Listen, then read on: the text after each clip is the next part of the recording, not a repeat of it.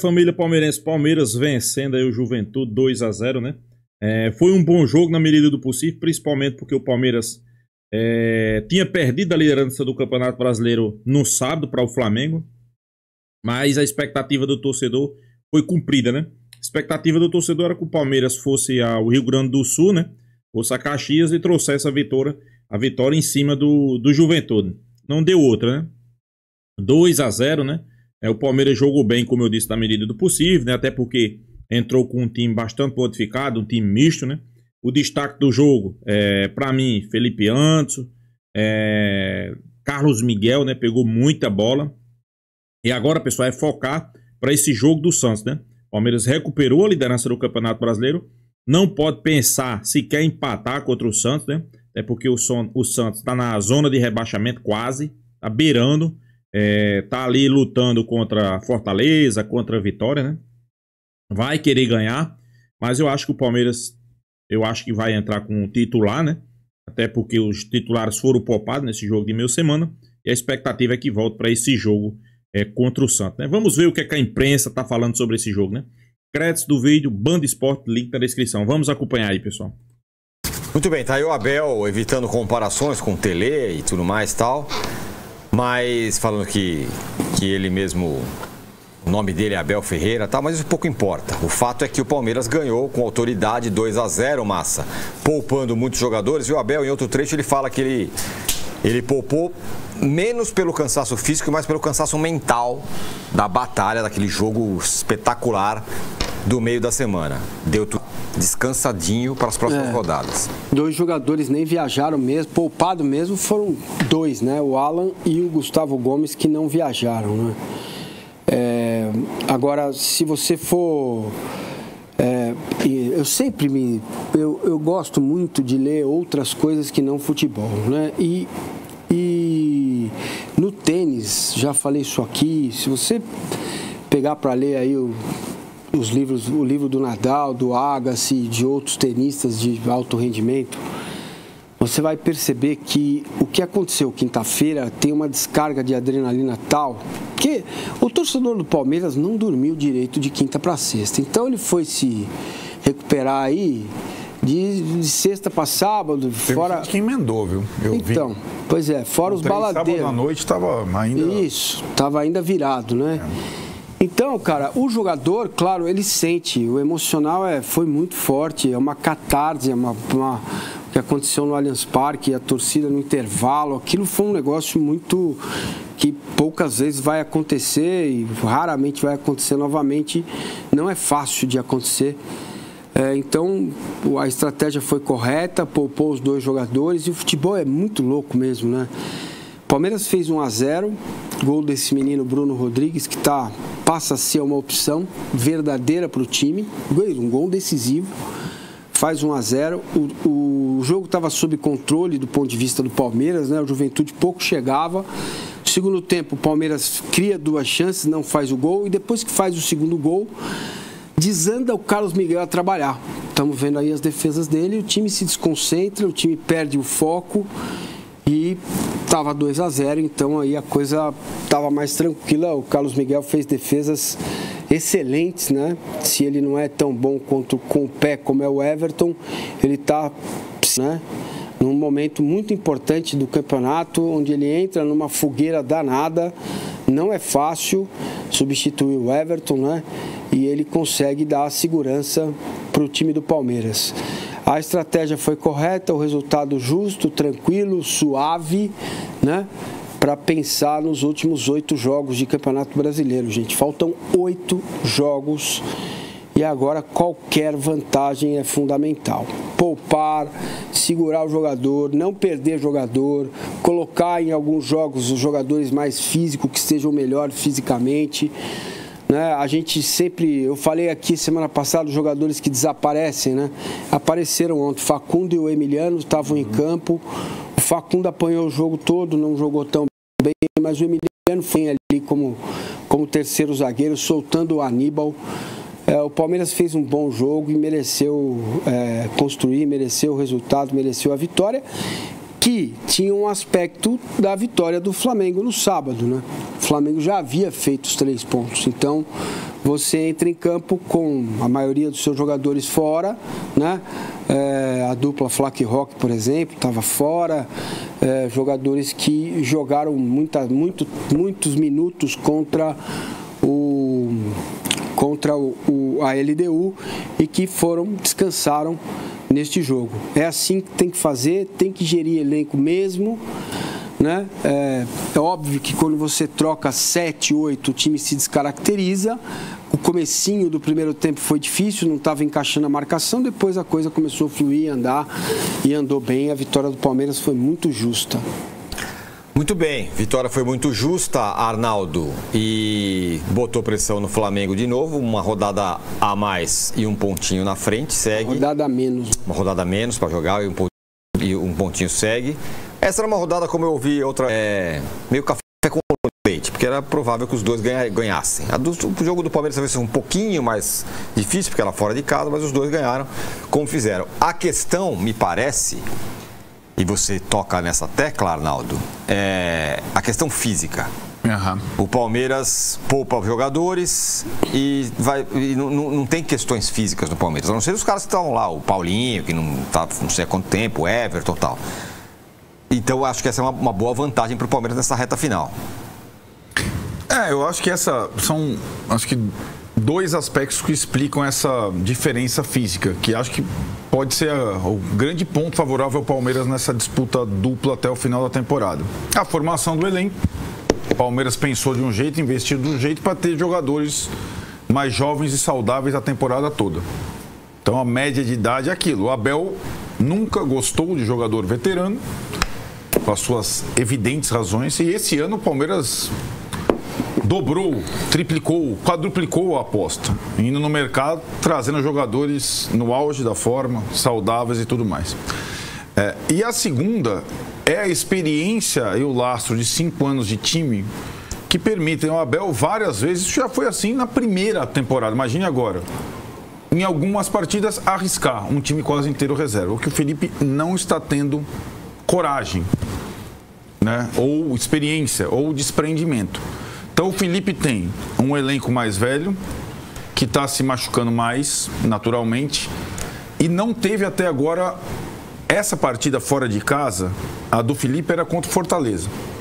Isso, boa comparação. Era contra o Fortaleza, é aquela partida. Para poupar e arriscar todo mundo, inclusive o goleiro. Mas não. O que aconteceu com o Jorginho? Machucou. Né? Muscular. Onde ele jogou, o Jorginho? Entre os jogos do Fortaleza. Não tem nem o que falar, né? Acho que não tem. Isso passou um pouco, né? Porque ainda teve a eliminatória da Libertadores, mas eu fiquei com isso na cabeça. Ele saiu lá no jogo da Libertadores porque já estava sentindo, né? No finalzinho. Se vai para os pênaltis, ele não podia bater pênalti, porque ele é o principal batedor. E isso já tinha acontecido com o Danilo, com o Alexandre, que são jogadores mais ou menos da faixa etária do Danilo, do Jorginho. Aconteceu com o Saul, todos os jogadores dessa faixa etária, né? E agora eu acho que a tabela, para mim, ainda continua sendo um pouco mais enroscada para o Palmeiras, mas o Palmeiras tem a vantagem de um ponto e tem a questão da saúde a seu favor. O Palmeiras já viajou, já conquistou 3 pontos, poupou o jogador, é que o Vessone está projetando essa semana, porque é uma duplinha agora e depois eles vão jogar na data da FIFA. Não tem mais semana de folga para Palmeiras e Flamengo. A final da Libertadores, eles teriam o jogo do Brasileiro, vai ser antecipado o jogo, um joga com o Grêmio, outro joga com o Galo, e não vai ter mais descanso até dia 7 de dezembro, não tem mais semana livre. E aí, quantos jogadores vão sobreviver essa maratona? Você falou bem, o Palmeiras tem 3 baixas, nenhuma lesão muscular. O Paulinho teve que fazer a cirurgia de novo, o Lucas Evangelista se arrebentou e o Everton machucou a mão. O resto, o Palmeiras está com um time saudável, mais ou menos do mesmo nível, para poder fazer troca aqui, troca lá. É claro que a rodada da data FIFA coloca outros elementos aí. Quem vai ser convocado, para quem, quando, onde e tal. A partir de hoje tem convocação de Ancelotti, as outras listas. Isso pode desequilibrar a disputa final. Mas por enquanto o Palmeiras me parece muito mais inteiro para isso. Eu comparo, sabe, vamos pegar 2 jogadores vitais para os 2 times. Andrés Pereira e Jorginho. Certo? Contratações desse ano. Para mim, qual é a diferença entre os dois? Andrés Pereira, mais jovem. Andrés Pereira vinha jogando no Fulham. Jorginho era reserva do Arsenal. Terceira situação, Andrés Pereira fez a pré-temporada inteira no Fulham e tinha começado a jogar a Premier League. Jorginho estava na reserva do Arsenal, não fez a pré-temporada, rescindiu o contrato, veio e começou a jogar às pressas na Copa do Mundo. É tão importante, começou a ser usado todo o jogo, arrebentou. Aí eu vejo as manchetes. Jorginho não é preocupação para a final da Libertadores. É que tá, a final da Libertadores é um campeonato. São 2 na disputa. O Palmeiras está forte nas 2. Eu não sei se o Flamengo aguenta essa toada perseguição ao Palmeiras até o dia 29 de novembro. Se a distância aumentar para 4, aumentar um pouco mais para ir para 5, a minha impressão é que o Flamengo vai começar a se mexer, se mobilizar para a final. Aí o Pedro vai tomar leite, o Carrascal vai botar alguma coisa na costela, o Jorginho vai pro forno, para jogar tudo numa partida só. O Palmeiras não precisa fazer isso. O Palmeiras tem gás, elenco e experiência na comissão técnica para tocar as 2, para tentar o que o Abel não conseguiu até agora, ganhar as 2 principais competições. E acho que essa questão física conta muito, no futebol conta demais, em qualquer... O adversário de Palmeiras ou Flamengo, se eles forem caminhando no Mundial de Clubes, será o PSG. Qual foi a grande sacada do PSG do Luiz Henrique? Veterano não joga mais comigo. Né? O PSG foi campeão da Europa com a média de idade de 25 anos. Futebol é assim hoje, não tem. Então o PSG tirou todo mundo da faixa dos 30 e botou um monte de sangue puro para jogar. E assim está sendo. Está sendo feito no Real Madrid, no Arsenal, e assim é. Então, para você pode ter um ou outro. É isso Gustavo que eu ia fazer essa o fulano, o Felipe Anderson, 2. O resto tem que ser não para jogar todo jogo, não dá, infelizmente. Nem esses caras, o Felipe Anderson não pode jogar todo jogo, senão ele estoura. Né? Então aí, o Andrés Pereira, o Abel tá ligado. O Andrés Pereira, que eu acabei de elogiar, acabou de chegar, pré-temporada, chegou em forma, em toda forma. O Abel já tá começando a ter uma certa cautela, senão ele estoura. Né? Foi o caso ontem, né? Começou no banco e tal. Enfim, eu acho que essa é uma situação que a gente vai vendo e acompanhando rodada a rodada. As próximas 2, antes da data FIFA, e a gente vai descobrindo as convocações ao longo do período, serão muito importantes. Acho ainda, como eu disse, a sequência do Palmeiras um pouco mais difícil, mas a próxima rodada favorece o Palmeiras. O Palmeiras recebe o Santos, o Flamengo visita o São Paulo, vou fazer de novo, porque todo time que visita o São Paulo visita o São Paulo na Vila Belmiro. Né? É favorável ao Palmeiras essa próxima rodada. Vessa, você ficou prestando atenção nos melhores momentos? E você viu esse homem de vermelho fazer muitas defesas importantes. Ficou aquele papo aí, não. Só uma questão aqui que fica. Será que o São Paulo vai jogar a Vera aí para favorecer o Palmeiras? Vocês acreditam nisso? Eu, sinceramente, isso não entra na minha cabeça. Não entra. Acho que a CBF deveria rever esse calendário. Não colocar clássico interestadual no final da competição. Colocar clássico estadual.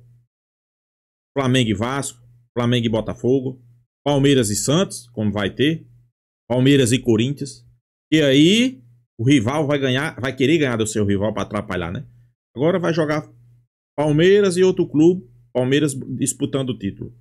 Flamengo e São Paulo. Se o São Paulo ganhar, dá o título ao Palmeiras. Será que esses caras realmente vão querer ganhar? É uma pergunta que fica. É uma pergunta, viu, pessoal? É uma pergunta que fica, viu? Não tá testado, não sei o quê. Eu já tô na dúvida se o Everton ficar bom, se ele vai voltar a ser titular. Eu não tenho dúvida. Nesse momento não é para mexer mais. Aí. Nesse momento. 9 jogos para acabar a temporada. Tá vendo? O cara acabou a desconfiança, sei lá o quê. A visão do Massa, assim, só se o Abel mudar muito o jeito de ser dele. Aí é outra discussão. É isso. É só se ele mudar muito o jeito de ser dele. Porque conhecendo o Abel, que ele trabalha 5 anos de uma maneira, o Everton será o goleiro na final da Libertadores. O cara sempre faz esse tipo de movimento. você saiu, não era culpa sua, foi uma lesão que você não teve culpa nenhuma, ele é meu titular, me trouxe até aqui na semifinal da Libertadores. Eu não tenho muita dúvida que o Abel vai colocar de volta o Everton no gol. Vai colocar no Brasileiro, pega o ritmo e vai pra final. Eu ficaria muito surpreso se não acontecesse isso, mas enfim, vamos esperar. A gente não tem prazo ainda para a volta do Everton, né? Não dá para dizer que seria esta semana com esses 2 jogos, talvez. Mas vai perdendo a pressa para ele voltar, né? Exatamente. A partir do momento em que o outro... É isso. Mas eu acho que depois da data FIFA ele volta e eu acho que ele volta como titular. Posso estar enganado, mas... Tá, mas a pergunta não é essa. Você faria o quê? O Abel, eu imagino que vai fazer o que você está dizendo. E você? Você imagina que o Abel vai fazer isso? Imagino que sim. Para a final da Libertadores. O cara trouxe o time até a semifinal. O jeito que o Abel ele nunca deixou de ser, a não ser que ele mude. Não, ele já fez isso. Mas ele já fez mudanças. Se fosse assim, jogaria ele já fez, por exemplo, o Felipe Melo também ficou fora, lembra? Sim. Então... Deu entrevista e ficou fora. Isso, né? Exatamente. Não foi isso? Exato. Então, o critério do gol, porque a gente estava esperando, pelo critério Abel, o Lomba. Né? E ele surpreendeu colocar o Carlos Miguel por causa do desempenho no treino. Só isso. E ele cansa de falar isso. Eu não escalo o jogador. Quem escala é o treino. Eu colocaria o Everton de novo. O cara já tem experiência em final de Libertadores. Eu tenho dúvida. Que tá catando... Mas o Everton estava catando bem também antes de... Mas o Carlos Miguel tem uma outra coisa, né? Ele é muito grande, tem a questão dos pênaltis, Foi rápido essa inversão de perspectiva, né? Falava, não serve, chama gol. O Abel deixou claro na coletiva que foi uma oportunidade de mercado, que não era para trazer ninguém agora, mas viu lá, 5 contos lá para trazer, trouxe. Que pro Palmeiras 5 euros não é muita coisa. Mas as coisas mudam. Em relação à vitória em si, como vocês disseram, foi uma vitória controlada. Quando saiu o time, todo reserva, quase, um monte de reserva, era meio óbvio que isso ia acontecer. E é muito bom quando tem um cara de 5 anos trabalhando, que ele fala o que ele pensa e quase ninguém teme nada do que ele fala e todo mundo respeita e acabou. E quando ele cita a cabeça, não é só o cansaço, é o foco pro próximo jogo. E o palmeirense que está assistindo a gente, se você falar que você assistiu o jogo de ontem no mesmo foco, na mesma adrenalina de quarta-feira, eu vou ficar bem surpreso com você, porque não é impossível. Se você estava assistindo de maneira diferente, o jogador também ia fazer a mesma coisa. Então, se o Abel coloca o time titular ontem, eu acho que correu o risco de não ganhar. A perna, o foco, a adrenalina do cara é diferente. Mas põe o Bruno Rodrigues aí. É final de Copa do Mundo pro cara. O cara que ficou lá na sala de musculação 200 anos, depois que foi voltar, teve outra lesão, e depois outra de novo, tira da Copa do Mundo de Clubes e tal. Isso daí pro cara é final de Copa. Ele jogou quase 80 minutos. Não, ele jogou bem, cara. Final de Copa. Pra esses jogadores é tudo final de Copa. Então, nessa hora, você tira o cara, não é nem questão física ou técnica, é questão mental. Esse cara vai deixar a vida aqui em Caxias, porque no meio de semana lá contra o Santos, ele sabe que ele não vai ter chance. Então, aqui pra ele, virou a vida dele. E aí acabou sendo uma vitória tranquila. O Arnaldo falou um negócio de saúde, idade. Eu fui até olhar, e aí você vê o Nenê, o cara tá com 44, tá aí numa Série A de Campeonato Brasileiro, eu acho um fenômeno, assim, eu tô elogiando ele, é um absurdo. Ele jogou mal ontem, não? Então, 44 anos. Então, mas daí, né, pra ele jogar, o Carpini tem que fazer o esquema em função dele, tem que ser o último, aí joga ou ele ou o Gilberto, não dá pra jogar os dois.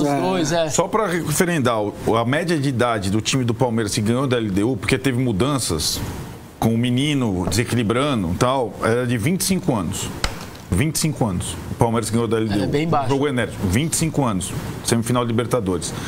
Paulo César Martins, nosso grande companheiro, ressalta aqui, o Chelsea foi campeão da Copa do Mundo de Clubes, média de idade 24 anos. Não tem mais segredo, gente.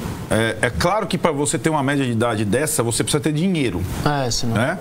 Quanto mais jovem e bom o jogador, mais caro ele é. Não tem... Tanto, né, que... E aí nós vamos chegar depois, nós vamos falar do São Paulo, outros times tal, que não tem grana e investem em jogadores mais...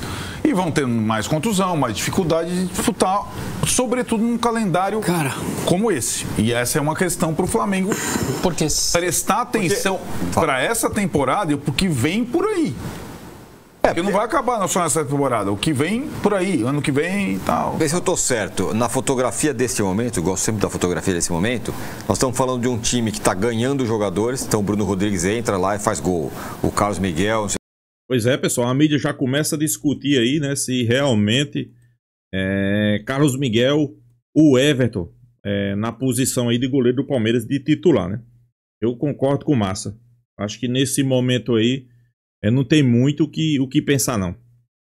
Carlos Miguel, titular absoluto, pessoal. O cara entrou e deu conta do recado, né? Vem jogando bem, então não tem muito o que pensar. É colocar o cara pra jogar, até porque tá jogando muita bola, né? Tá pegando muita bola, né? No momento que foi exigido, o cara simplesmente destruiu. Então, é um goleiro alto, como o Massa aí mesmo falou. É um goleiro que você sabe que em cobrança de pênalti ele vai ajudar. Então eu acho que agora o Everton tem que esperar o seu momento, né? O momento agora é de Carlos Miguel, né? Até porque eu também concordo, Everton saiu, não quer dizer que ele estava pegando mal, não.